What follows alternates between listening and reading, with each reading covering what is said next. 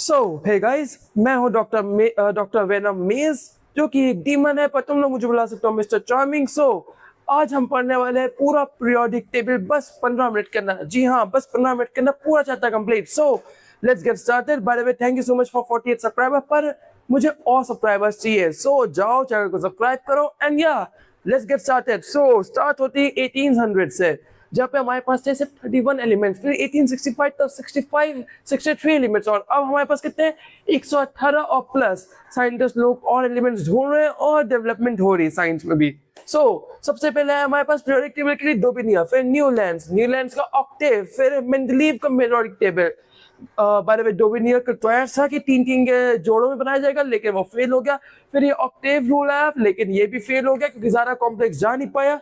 लेकिन उसके बाद आया मेंडलीव ने थोड़ा अच्छा काम किया था, लेकिन अगेन वो मास नंबर था, ये था, लेकिन वो भी काफी दिन चला, लेकिन हाँ अगेन फेल हुआ। फिर आखिरी में आया हमारे एचएम, मतलब Henry मोज़ले।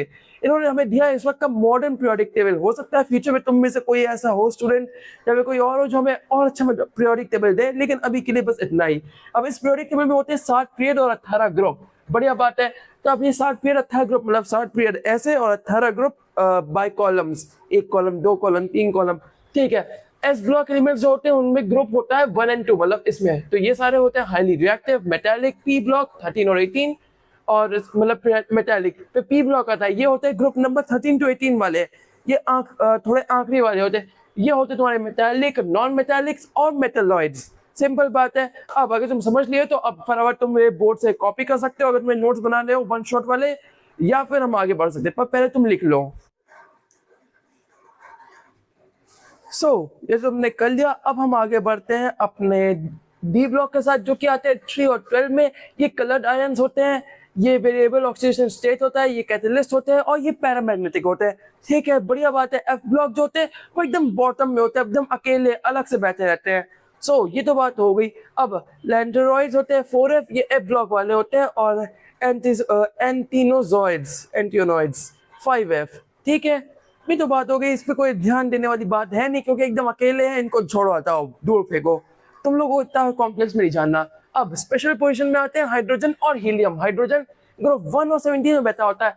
H helium S block, technically इसको एस ब्लॉक में होना चाहिए, लेकिन ये जो इतने नोबल होते हैं, एकदम बढ़िया, किसी से मतलब नहीं रखना, एकदम स्टेबल, तो इसलिए इन्हें ग्रुप 18 में रखा जाता है, एकदम आखिरी में। अब metal versus non metal versus metalloids, ये क्या होते हैं? देखो, मेटल जो होते हैं ये लेफ्ट साइड में लिखे जाते हैं, जो लेफ्ट साइड में होगा पीरियोडिक टेबल, वहां पे होते हैं मेटल। देखो, मेटल की प्रॉपर्टीज क्या होती है? ये मेलेबल होता है, ये तुम्हारा डक्टाइल होता है। मेलेबल, डक्टाइल, सब तुम ऐसे समझ सकते हो। इससे तुम टार बना सकते हो, सबसे बढ़िया, मतलब टार तुम्हारा गोल समझ सकता है।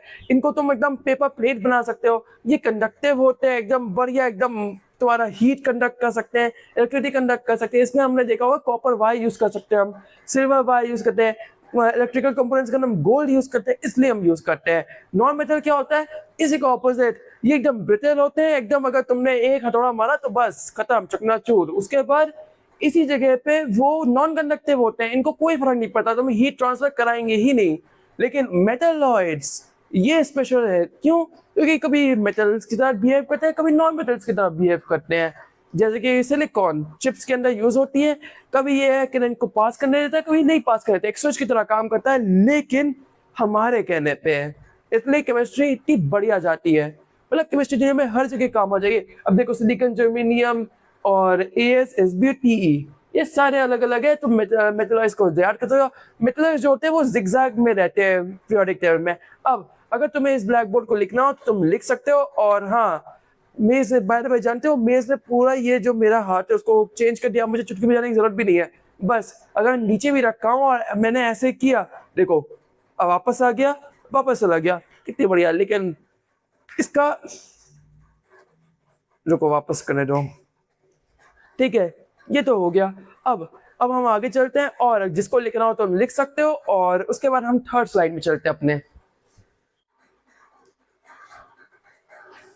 ये तो हो गया। अब इसको चेंज करते हैं। एटॉमिक रेडियस, ये पीरियड के क्रॉस रेडियस कम हो जाता है और डाउन द ग्रुप रेडियस बढ़ जाता है। आयनिक रेडियस कैटायन स्मॉलर होता है, अनायन लार्जर होता है। सिंपल है। देखो अभी जो हम लोग ये वन शॉट पढ़ रहे हैं, मतलब ये तुम्हारा एक रैपिड रिवीजन भी तुम कह सकते हो, वन शॉट कह सकते हो, रैपिड रिवीजन कह सकते हो, क्योंकि इसमें तुम्हें एक्सप्लेन नहीं करूंगा, ये तुम्हें सिर्फ और सिर्फ एक जस्ट होगा, या फिर तुम्हें एक तरीके का तुम कह सकते हो रिविजन नोट्स कह सकते हो, दैट्स इट। इसका तुम्हें रीजन क्यों क्या वो नहीं, वो लेक्चर्स में था। यहाँ पर सिर्फ और सिर्फ हम उसको पढ़ेंगे, ठीक है। आयनाइजेशन एंथैल्पी, एक्स जी में तुम्हारा एक प्लस तुम्हारा क्या कहते हैं एनायन, मतलब क्या कहते हैं इलेक्ट्रॉन निकल गया और चार्जेस सिंपल हो गए। पर इसी जगह पे इलेक्ट्रॉन गेन एंथैल्पी इसका ऑपोजिट है, जो मैंने पहले बताया था नोट्स के अंदर। आयनाइजेशन में था इलेक्ट्रॉन को फेंकना है, इलेक्ट्रॉन गेन में क्या है, इलेक्ट्रॉन मतलब जो इलेक्ट्रॉन है उसको लेना है, दैट्स इट। सो यहाँ पे प्लस हुआ। ये जो होता है अक्रॉस द पीरियड नेगेटिविटी बढ़ जाती है, डाउन द ग्रुप नेगेटिविटी कम हो जाती है। देखो कितना सिंपल है। हमने शायद हो सकता है 5-10 मिनट के अंदर भी चैप्टर कंप्लीट हो जाए, मैंने बोला 15 मिनट्स मैक्स टू मैक्स, लेकिन हो सकता है बहुत जल्द चैप्टर कंप्लीट हो जाए, क्योंकि देखो चैप्टर में ज़्यादा कुछ है नहीं। पर हाँ, ये तभी पॉसिबल है जब तुमने अच्छे से इस चैप्टर को पढ़ा हो, अच्छे रिवाइज किया हो, और तब ये चैप्टर तुम्हारे लिए एकदम बच्चों का खेल हो जाएगा।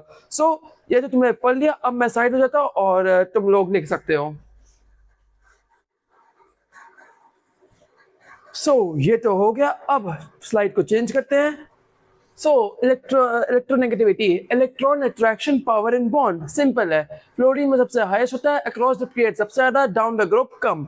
मेटालिक जो करता होता है वो होता है इलेक्ट्रॉन लूज, मतलब मेटालिक जो चीज होती है वो इलेक्ट्रॉन लूज करती है, तभी तो आराम से कंडक्टिविटी हो पाती है। डाउन द ग्रुप बढ़ जाएगा, अक्रॉस द पीरियड घट जाएगा। वही नॉन मेटालिक के लिए जो होता है इलेक्ट्रॉन गेन के लिए, वहां पे इलेक्ट्रॉन गेन होता है। देखो यहाँ पे इलेक्ट्रॉन लूज हो रहा है, यहाँ पे इलेक्ट्रॉन गेन हो रहा है, सिंपल सी बात है, जस्ट ऑपोजिट ट्रेंड कर दो तो डाउन द ग्रुप घट जाएगा, अक्रॉस द पीरियड बढ़ जाएगा। क्यों? देखो अक्रॉस द पीरियड कैसे, मेटालिक से, पर देखो लेफ्ट से राइट जाए तो नॉन मेटल्स आ रहे हैं, सिंपल है। अब वैलेंसी देखो, group 1 valency 1, group 2 valency 2, group 13 valency 3, group 14 valency 4, group 15 valency 5, ठीक है। ऑक्साइड्स, ऑक्साइड्स के अंदर तुम्हारे जो होते हैं वहां पे रिएक्टिविटी कैसे होती है, बेसिक, एम्फोटेरिक और एसिडिक। और यहाँ पर रिएक्टिविटी ट्रेंड कैसा होता है, मेटालिक के अंदर रिएक्टिविटी बढ़ जाती है down the group, non metallic में रिएक्टिविटी घट जाती है डाउन द ग्रुप, सिंपल है। और इसी के साथ तुम्हारा चैप्टर सिंपल लैंग्वेज के अंदर कम टाइम के अंदर तुम मैं कह सकता हूँ तुम्हारा चैप्टर कंप्लीट हो गया।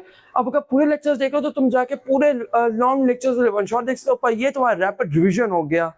वन शॉट तो कह सकते हैं इसको, पर हाँ एक रैपिड रिविजन भी है ये। सो या दैट्स इट। अब जाओ चैनल को सब्सक्राइब करो, इतनी जल्दी पढ़ा दिया तो कुछ तो फायदा करोगे ना मेरा, तो जाओ चैनल को सब्सक्राइब करो एंड या एंजॉय करो डे को। और या that's it, see you around in the next video, till then take care and goodbye।